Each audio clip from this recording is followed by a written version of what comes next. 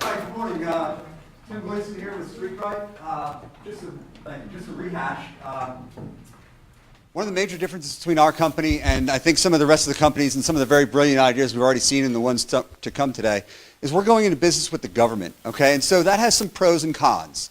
I think what we've done today is we're not here to show you Excel spreadsheets with giant numbers in the first 3 years, all right? That's not reality.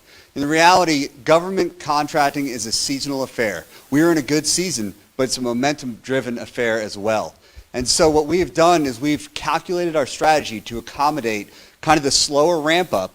And John's going to tell you some of the strategic decisions that we've made in our projections to account for our business model. And Ernie's going to tell you some of the really good aspects of being in government contracting and some of the things we expect to benefit from in that regard. So John?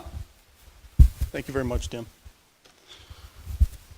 StreetBrite is safety, and apparently so is the state of Florida. In 2011, when Governor Scott took over, he made a couple key changes that can really benefit us and you. Number one, first and foremost, he took over the role of the FDOT, not as its own construction basis, but as a supervisory role, and gave a lot, 90%, of the actual new construction maintenance work, all the work, to private firms just like us, which is a big deal, which is where the government really ought to be. There's a ton to do and not a lot of people in the state to do it. You've got far more people in the private sector willing and able to do this work and make a ton of money off of it in the process, okay?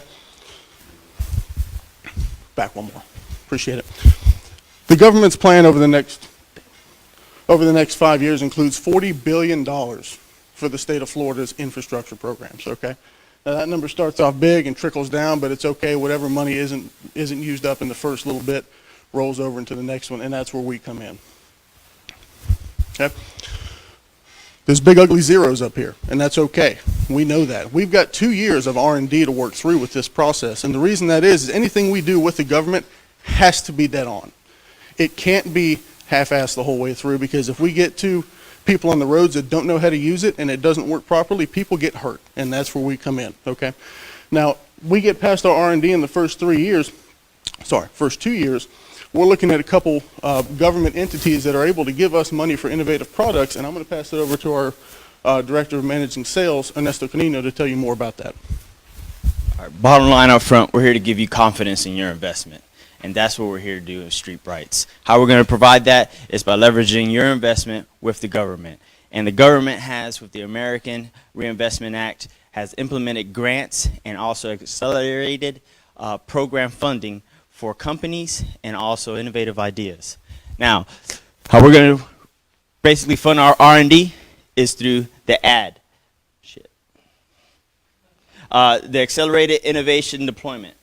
That's going to be $1 million coming into our company as revenue, which will support our R&D and leverage your investment. When it goes into construction, what we're going to be doing is the Transportation Infrastructure Finance Innovation Act. That right there has about $15 million to, again, bring income and revenue into our program in order to leverage your investment when it goes into construction after the 3rd year. Now, how do we qualify for these? By these 4 aspects: technically feasible, financially feasible, also the safety of the roads, and the intelligent transportation system that we're going to implement. Those are the 4 qualifications for both of these programs. And StreetBrites has those goals just like they are presented right here. So Tim's going to wrap this thing up.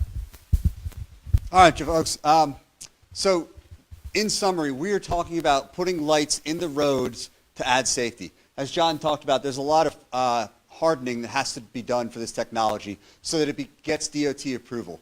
But we are in the right place, we are in the right time, and we have the right product for this market. And we are in a great time in the government right now with an administration who is looking for projects just like ours to fund to make his highways safer. We're StreetBrite, and we're looking for a second round of your money. Thank you very much.